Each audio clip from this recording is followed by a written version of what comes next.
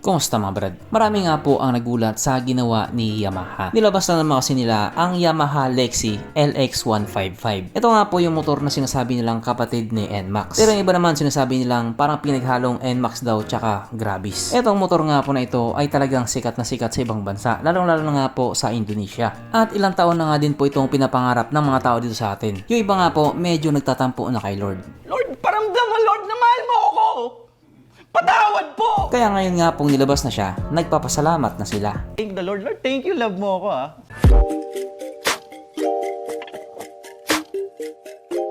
Pero syempre bago tayong patuloy, kung bago ka pa lamang napadpad dito sa aking walang kwentang channel, huwag ka na masubscribe.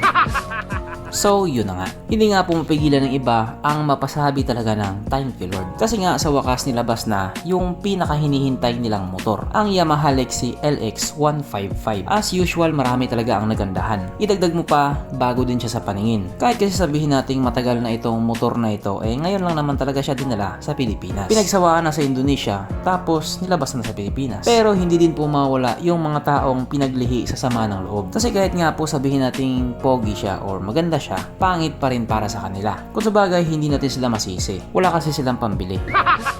Pero isa lang sigurado, talagang papatok to. At papaldo naman yung mga kamoting ahente. Lalabas na naman yung mga linyahang kapag kumuha ka ng cash, walang stock or out of stock. Pero kung kuha ka naman installment, marami stock. O diba?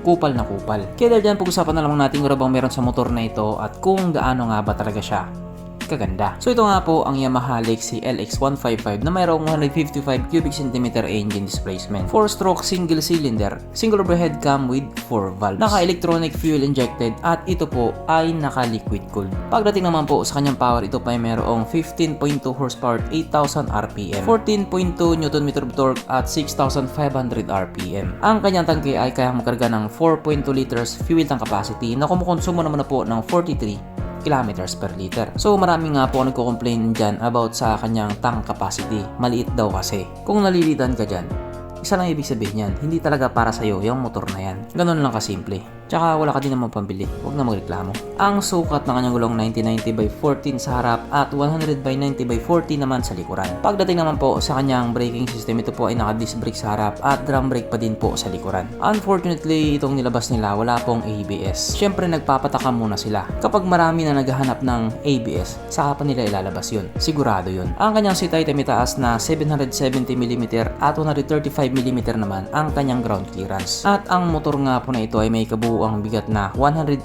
kg. So sa lahat nga po ng 155 scooter ni Yamaha, ito na yung pinakamagaan. Mapunta naman mo tayo sa iba pa niya mga features. So ang ilaw nga po sa motor na ito, naka-LED na po. Pero bulb type pa rin yung kanyang mga signal lights. Ang kanyang gauge panel ito po ay naka-full digital. At hindi rin po ito naka-keyless. Disusi pa rin yung gamit sa kanya. Pero may mga variant po na naka-keyless. Andun nga lang po sa ibang bansa. Nandoon sa Indonesia. Sa madaling salita, yung nilabas nila dito sa Pilipinas, standard version. Pero wala naman pong problema yon. Marami din pong mga tao ang gusto ng disusi lang. Ayaw nila yung naka-keyless. Mas convenient kasi pag ganun. At nandito na nga po tayo sa exciting na part, ang kanyang mga suspension. So sa harapang bahagi nga po, ito ay ginamitan ng telescopic fork. At sa likuran naman, ito po ay gumagamit ng single shock absorber na ayon nga po sa mga taong nakagamit sa motor na ito, maganda ang bounce.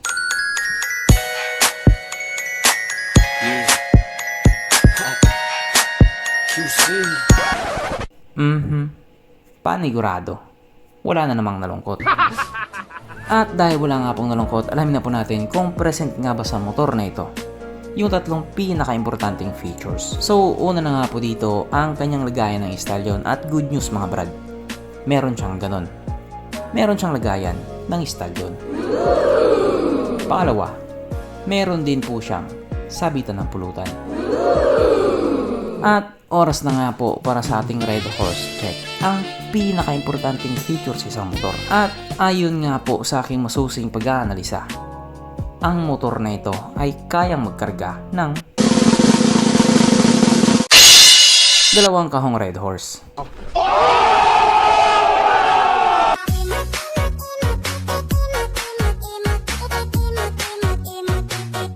So therefore, ang motor na ito ay talagang highly recommended.